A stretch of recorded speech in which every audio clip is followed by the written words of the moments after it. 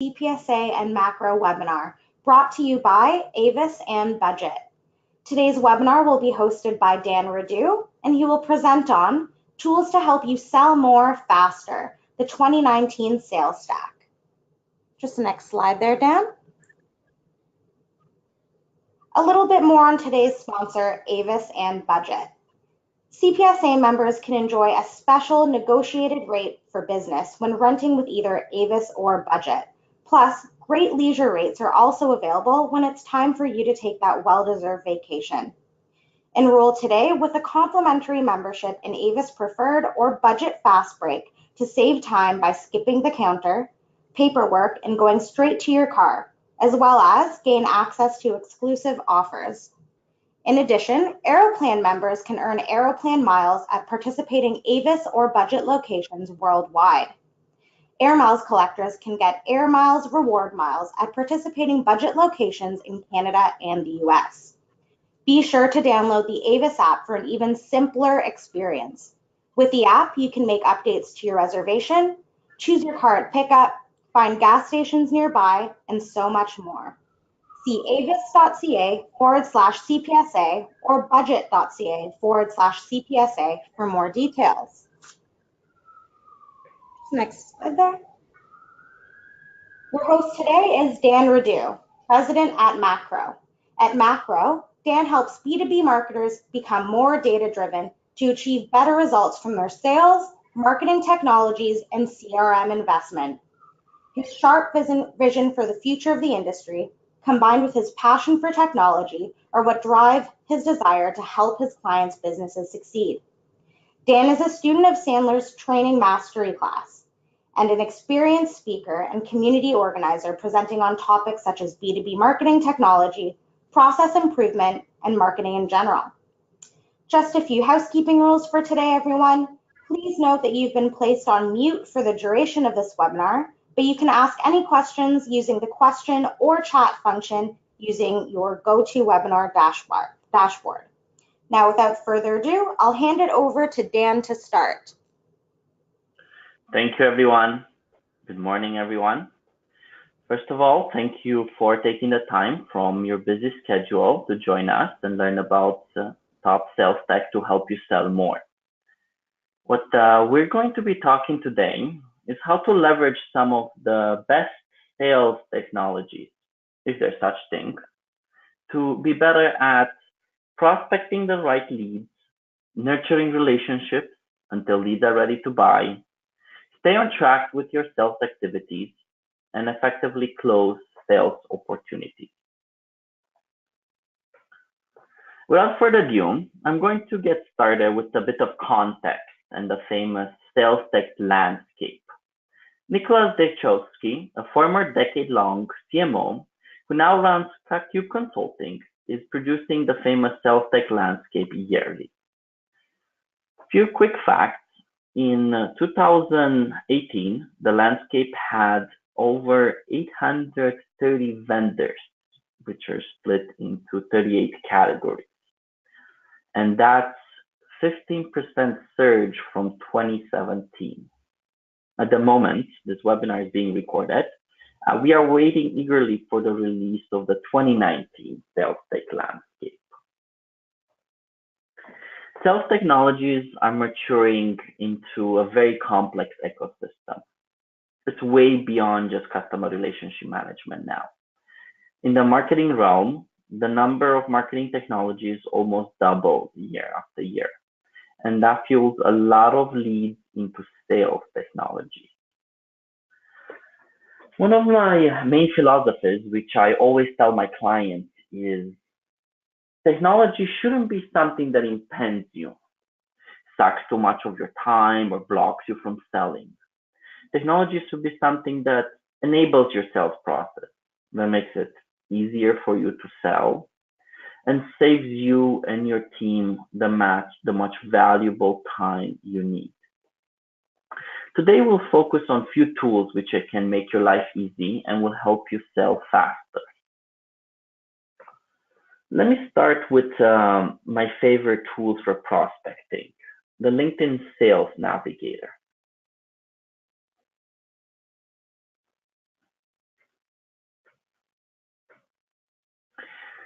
This is something that can be used for both individual prospect selling or account-based selling.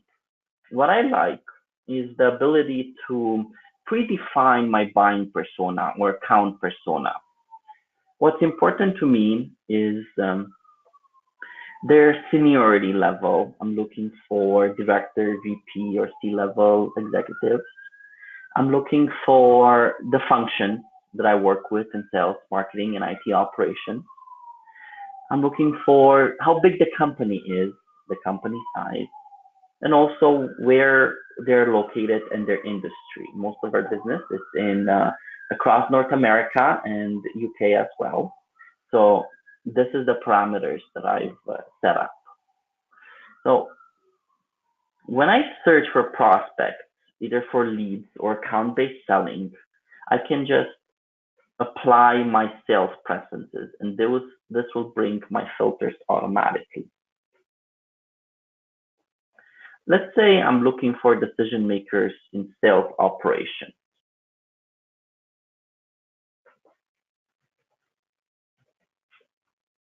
I already have my parameters, and all I need to do is type in sales operations like I did.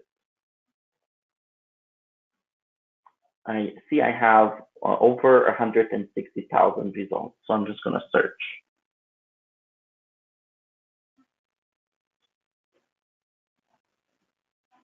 So now I have a solid list of prospects based on data-driven parameters. This has been great helpful for me. If you have any specific questions or you want to learn anything more about the LinkedIn Sales Navigator, please write down your question and we can cover it at the end of the session in the Q&A session.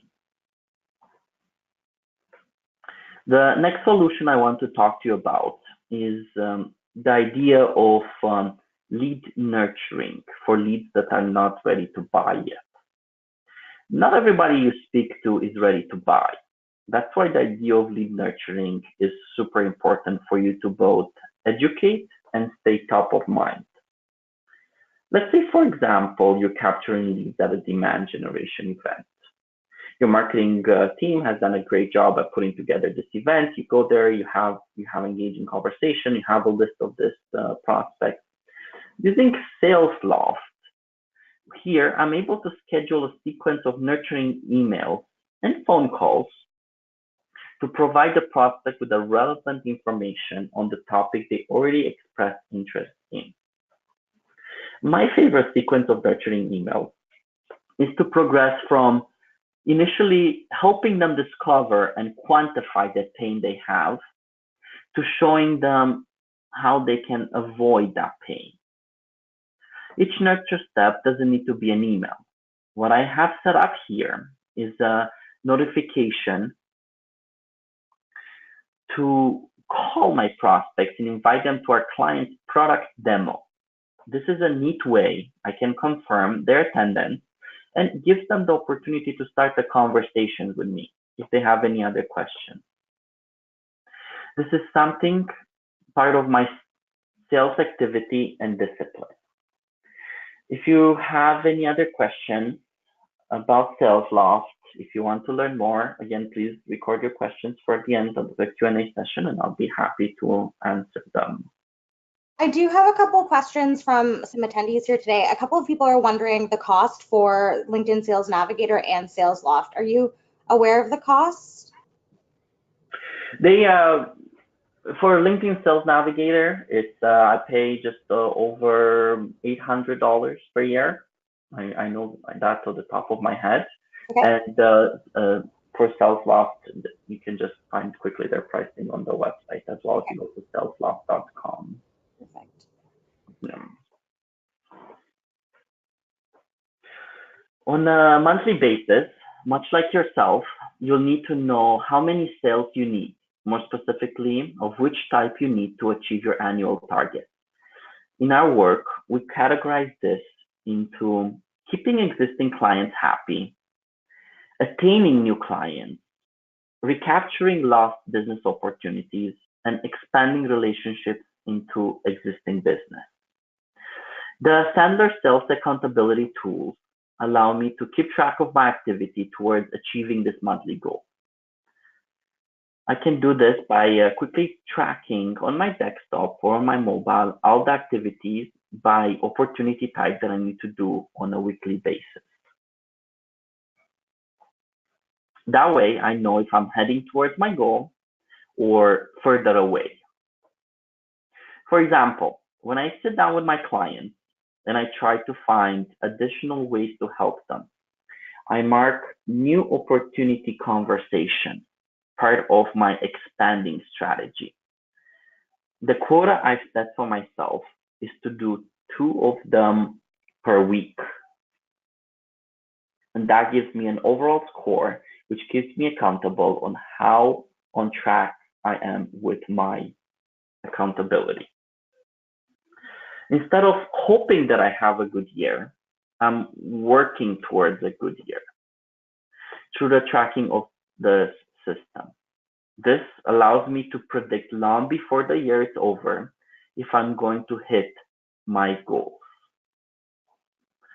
If you have any questions about Sandler training or Sandler Sales Accountability, please prepare your questions and then I'll be happy to answer to you at the end. Now, I want to move towards something that was a bit of a game changer for me. An upfront contract. An upfront contract is important because it allows you, the salesperson, to maintain control during all the phases of the selling process. Without an upfront contract, the prospect will be in control, and you don't want to lose that control. This is one of my favorite things which I learned in my Sandler sales training class. An effective upfront contract demystifies the meeting by discussing the purpose of the meeting and time available, addresses your buyer's agenda, brings up your agenda. Of course, you want to know how much money they have to spend, and prepares both parties for an outcome of the meeting. You can see here a template I use for my upfront contract. I usually start with the A-naught sequence. I want to say appreciate, I want to confirm the time, I want to say naturally what they are looking to do, I want to say obviously what my agenda is, budget being of course one of the items on my agenda, and typically at the end of the call I say that we will have a good idea if it makes sense to work together, and then we will define what those next steps are in the upfront contract. This is something that I do using my email templates from Cirrus Insights directly into my Gmail inbox. This became a habit for me to add in, and when I send calendar invites for meetings, I simply put it in as the agenda so everyone knows that what we will be discussing in the meeting. That's a very crucial step in demystifying what the meeting will be. I don't want to be stuck in that type of meeting. I want to have a productive conversation where the agenda is clear, where their interests will be addressed, where my agenda will be clear in the meeting. Using Cirrus Insights, I can just select times on my calendar when I'm available, and prospects can simply click the time slot that works for them instead of having this multiple emails back and forth.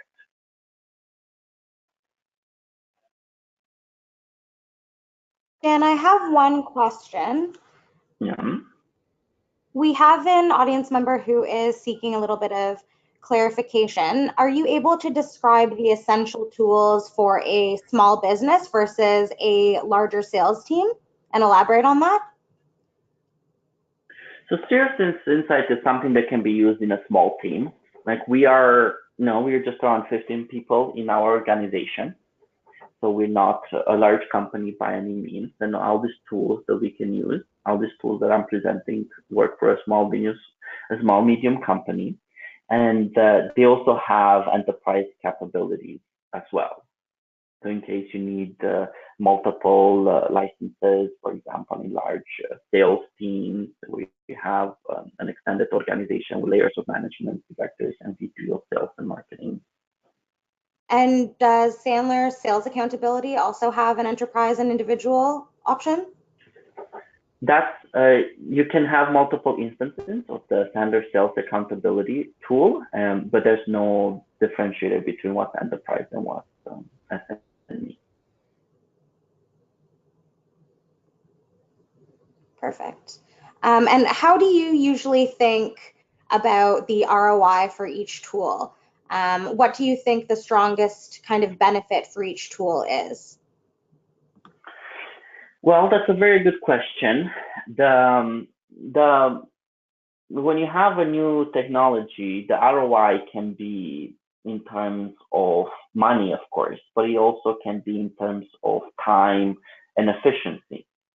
And that's very important for us to know as salespeople. When we sell technology, for example, of consultancy services, while we do saves money to our clients, but it also improves efficiency, reduces certain things like time of execution of a campaign from idea to execution to reporting, for example. So improving this time is also part of that ROI. And like I was saying earlier, one of my philosophies is the technology should be something that enables your company, that it doesn't impede you. Like I'm very against jumping on bandwagon of tools just because they're popular or just because you heard other people using it. Like the tools are basically a representation of your needs. The only reason why I have Cirrus Insight, for example, is because I needed a better way to schedule meetings. We all know how frustrating that can be, of having emails back and forward about when's a good time to meet. So being able to just do this in my calendar and then being able for my prospects to simply click a time and then this generates a meeting automatically with a screen sharing session has been a crucial component of me saving time, and that time translates into money as well. If I wouldn't before I did this, I had a big pain of doing this, a pain in terms of money I'm wasting and time I'm wasting as well.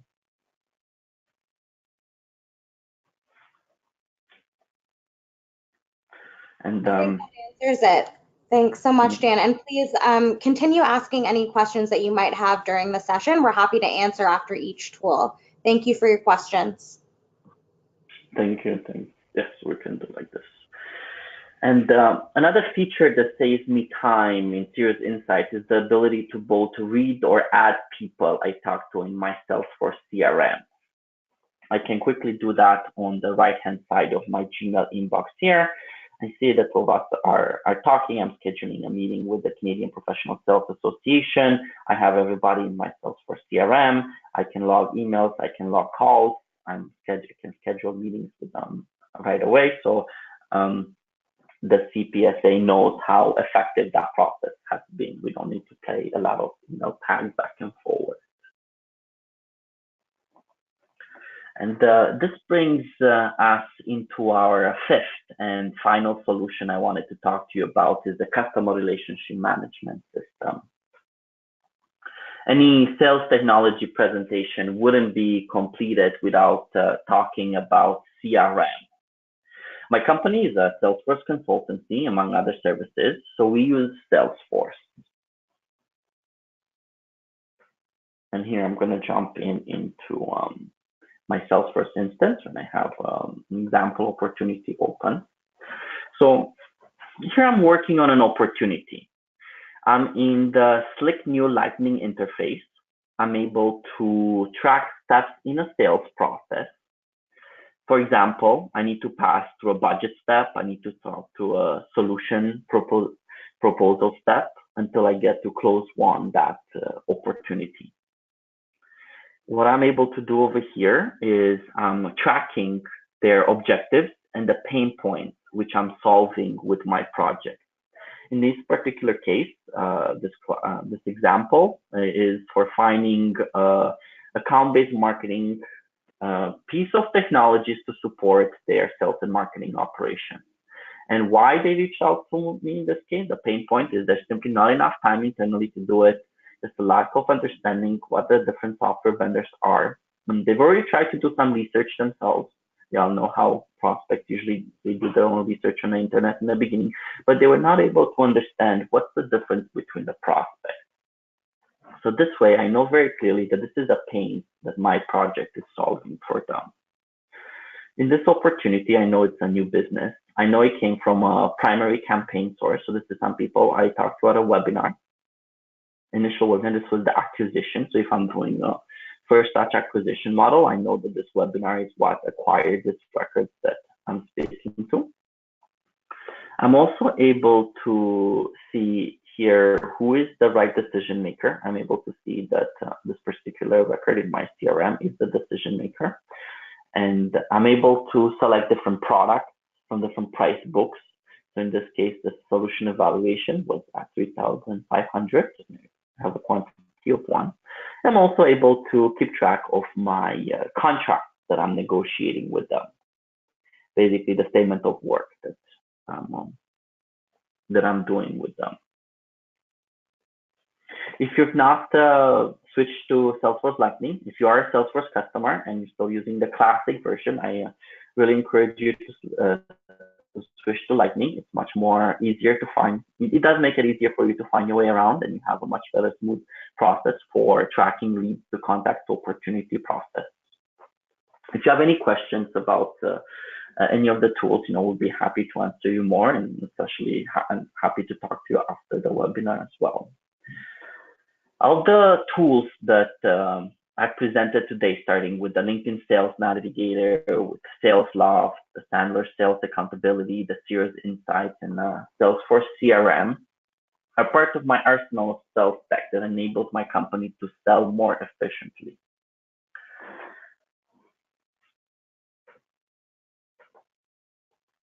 So these are the top sales tech technologies which I use, which companies come to me for advice, and which help me in my career.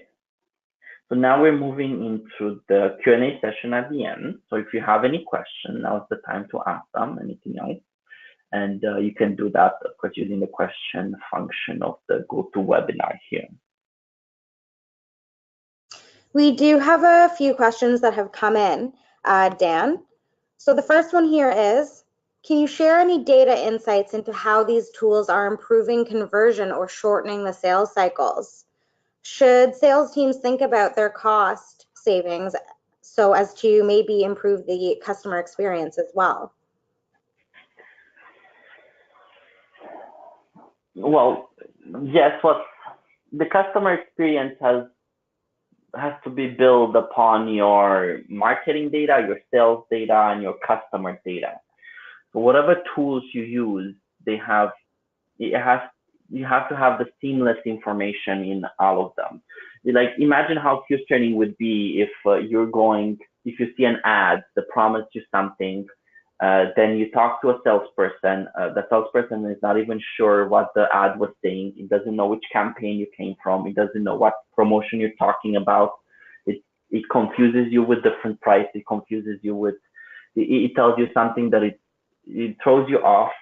And then let's say you do end up buying somehow, even you have this bad experience, and then you have a problem with your product or service, and let's say you reach out to support.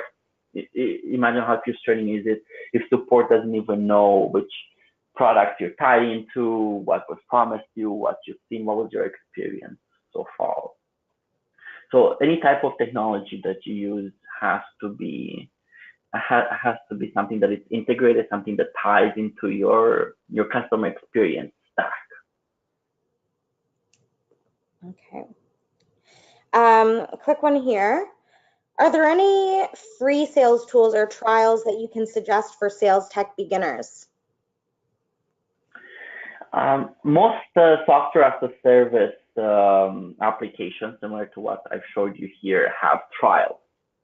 The problem with trials is as follows. They're good. Well, let me start with the good thing. The good thing about trials is that there's a way for you to poke around to see how the software works. So if some of my clients are selling software and they offer trials. That's a very good lead generation opportunity. But the biggest problem that comes up is that usually don't have enough time to do everything you want in that trial. And some vendors are nice, they can extend your trial for a few days or weeks to hoping that you're gonna buy, but the trials there's just not enough time for you to fully leverage. Like if you want to adopt a proper piece of technology, if you want to adopt something that cuts time or allows you to do things more efficiently, which then allows you to make more money, you need like maybe a few weeks or if not months process of using it. And this is if you're an individual sales rep.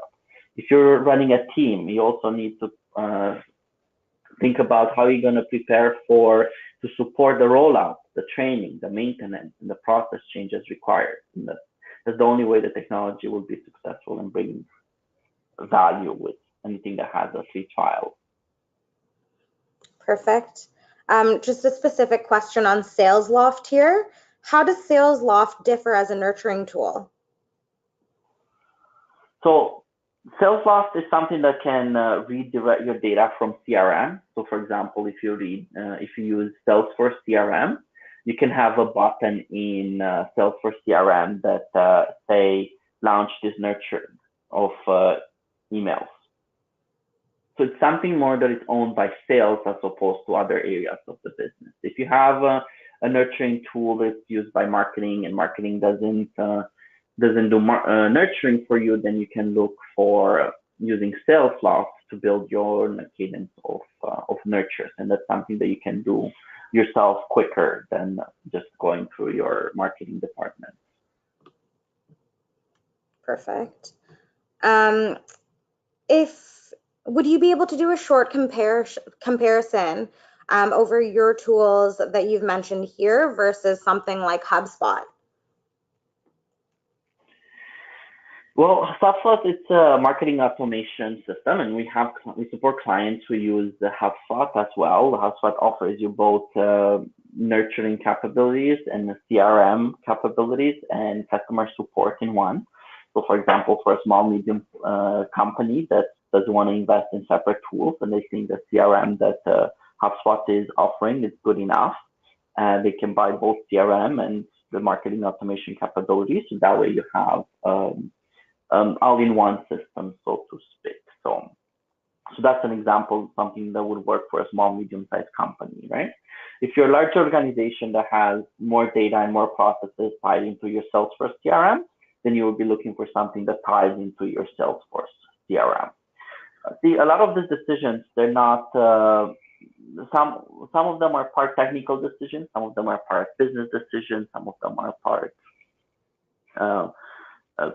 people decisions. For example, if you're a chief revenue officer and you're in charge of both sales and marketing operations, and your team is more familiar with SalesLoft than with HubSpot, you don't want to bring in a new tool that confuses everyone. You don't want to go through the training and change management required. Bring in a new tool. You'd rather use something that your team is familiar with because you're getting value faster from that tool.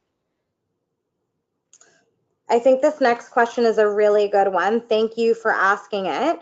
There are many tools and technologies available. I imagine many organizations are scared because of the time cost of implementing and how it's so high. Does Dan have any tools or services for doing an audit or helping companies understand exactly what they need?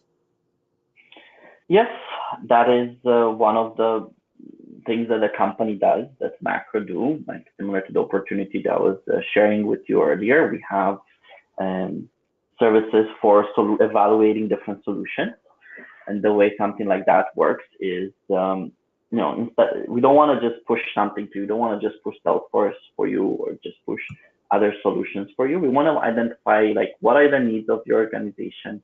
And then we work with a variety of tools to find what would be the right marketing technology stack for you. So yeah, I would be happy to chat about something like that. Of course, something like that's a bit more custom. So there's nothing really off the shelf that I can tell you use this or that. I'll be happy to discuss what combination of specific tools would work best for your case. Okay, so you specifically provide the audit. What type of information would you require as an organization in order to provide the actual audit? Well, very good question. Well, first of all, I'm very curious what drives the decision. Like, why is there a need for this tool? Then I want to know, like, what's the actual pain? So for example, is it too much time spent in different tools and you need to consolidate a couple processes or tools? Or it can be, and then I want to know who's driving this decision. Is there an executive sponsor? Is this something that sales director or chief revenue officer needs in the company, right?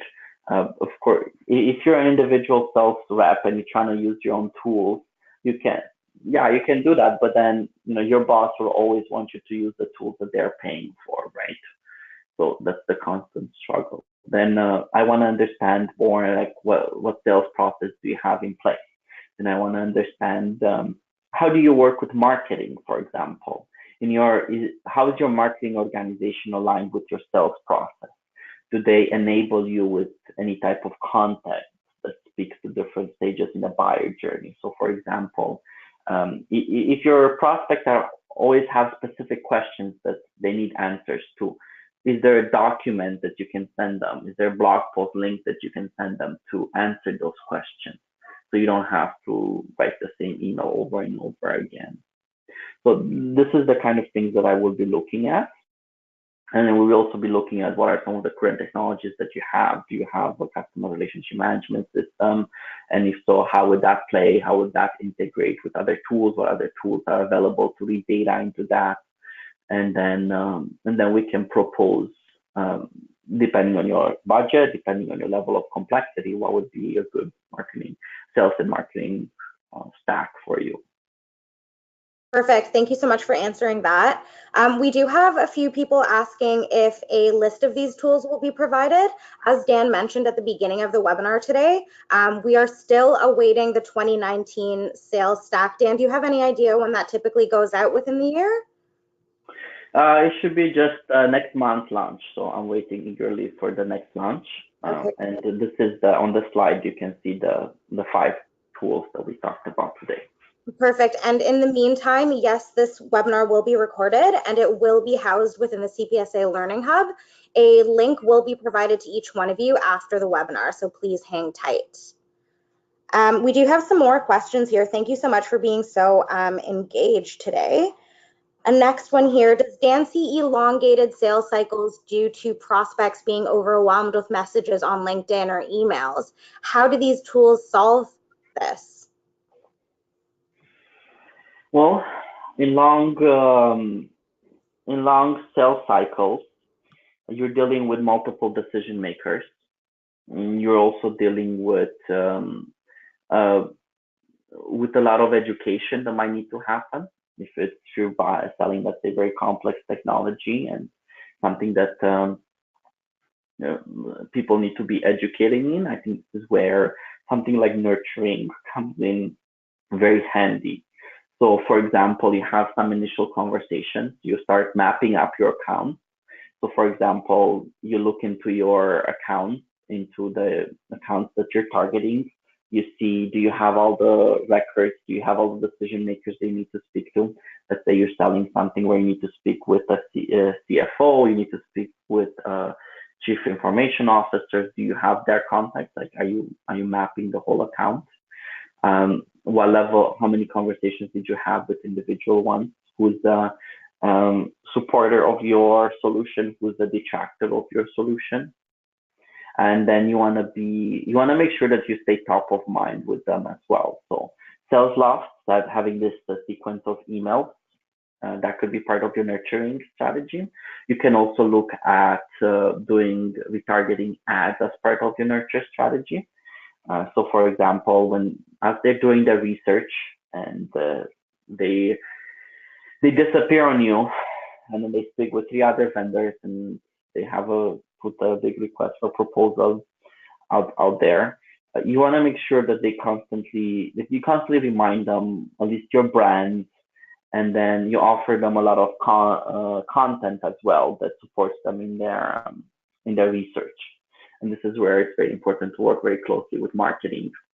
One thing I always recommend my clients is go to work closely with your marketing department to tell them what type of content you need, what questions need to be answered in the long sales cycle, and then tell them that you need content for both your CFO, for both the CFO buyer and both for the CIO buyer, and help them develop this type of content, just give them guidance.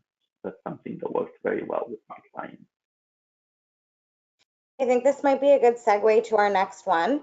You mentioned using Sales Navigator by LinkedIn. Do you suggest using LinkedIn or any other social media tools in conjunction with the tools that you mentioned?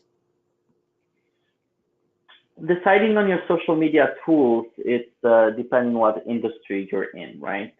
If you're if you're in a business to consumer, you are looking more at Facebook, Instagram. If you're speaking with a younger audience, then you're looking at the new social media tools like Snapchat, for example. But in the business to business professional world, LinkedIn is one of the main social networks that you want to be using. So deciding the social media channels, you have to look at the demographics and the interest of the audience that is on that channel. That's good. And another one here, how do you stay up to date with all of the sales tech tools on the market? Very good question.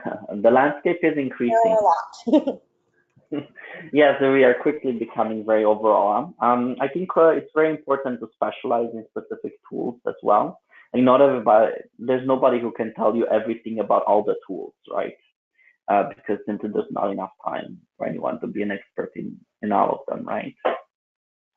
And that's one of the challenges, but also the opportunities that stay up. These tools, they have their own resource centers, they have their own communities, they have their own events that they put together. So attending some of the big ones, it's a good way to stay on top. For example, SalesLoft has their conference. And if you attend that, then you can learn more about SalesLoft and all the sales practices. Sandler Training has its own conference as well. I guess we'll all eagerly await the 2019 SalesTech Landscape as well. Yes. Better. Here's a good one. You showed us an email template that you use from upfront contact. Can you please repeat the template that you used and also elaborate a little bit more on how you formulated it? So the purpose of an upfront contract, you can see here on my screen, is to demystify the sales meeting. Basically, you want to have an upfront contract when somebody requests a meeting with you. After you have a meeting, you can have a transition upfront contract where you try to make it very clear for them, what's the expectations of the next meeting, what are they going to get out of the meeting, and what you plan to get out of the meeting. The main elements of the upfront contract are to discuss the purpose of the meeting and set a time. So for example, I would start the conversation with, "Hi, John, thanks for taking my time today. I know we have 45 minutes scheduled. Are you still okay with 45 minutes? I know you want to talk about pricing. Can we do that in the last 10 minutes of the call?" Okay, that's great. So that way I set expectations. Also, I address the fact that he wants to know how much it costs. And I don't want to just tell him a price from the beginning. I want to walk him through my agenda and to everything what I want to present, the way I want to prepare him. And then I say, okay, we reached the last 10 minutes. Now it's a good time to talk about pricing. I'm sure you have a lot of questions. Let me show you how our pricing works. And we can see if this is something that works with your budget. But ideally, I want to make sure I talk about the budget before. So I do that in the beginning. I want to also say, I use this format where I say, naturally, you like to know how we work, how much we charge, right? You want to know, here's where you can add anything that you know that they're looking for, right? Like, why should you keep them guessing? Like, they obviously want to talk to you because they need this information from you and you want to acknowledge that fact. Then you want to say, obviously, that's a business conversation. I want to know what you're trying to achieve. I want to know if there's a budget designated towards your project. I want to know who's involved in this project and anything else that is specific to your sales process. And then at the end, you want to outline specific next steps. You say you want to have an adult-to-adult conversation. At the end, you say, typically at the end of the call, we'll both have a very good idea how it makes sense to work together. And what I like to say is also, there's two things that can happen. You can say, yes, this is something that you're interested in, or you can say, no, this is not for me, which is totally fine. Of course, you want to move on to other people who have an interest. But what you're trying to avoid, you're trying to avoid the maybe. Like, maybe this is something. You don't want to be in this wishy-washy situation. And if you do get into this type of wishy-washy situation, when they say, maybe, let me think about it, you want to make sure that you get a clear step from them. So they say, I need to talk to my boss. You want to understand, okay, you want to understand who their boss is, what questions they can answer to you, when is a good time to talk with their boss as well. And that's usually what the upfront contract does.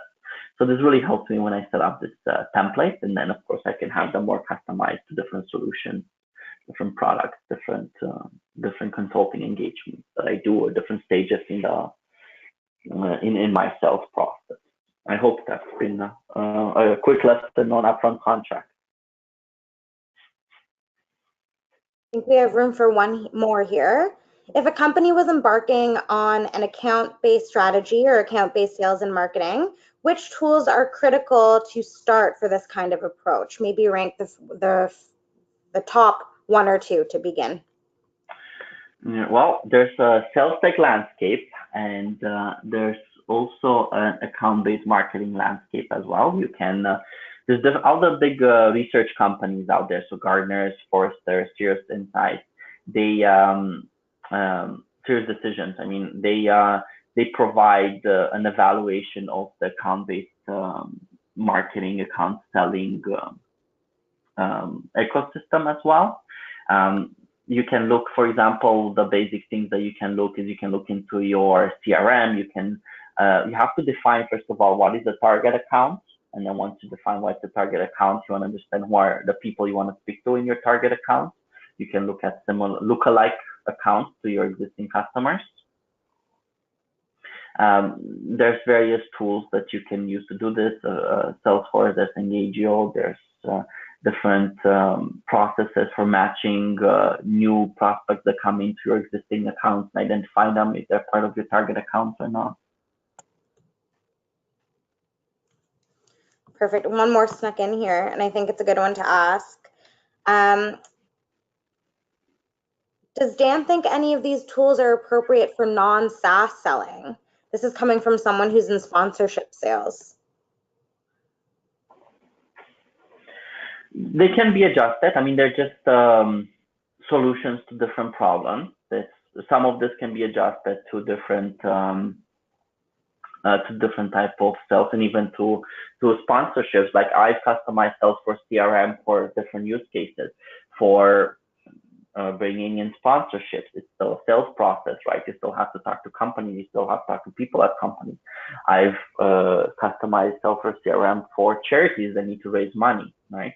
And they have different people that attend their organization, bringing them in. That's also a way to use the CRM. So yeah, these are just platforms that can be customizable.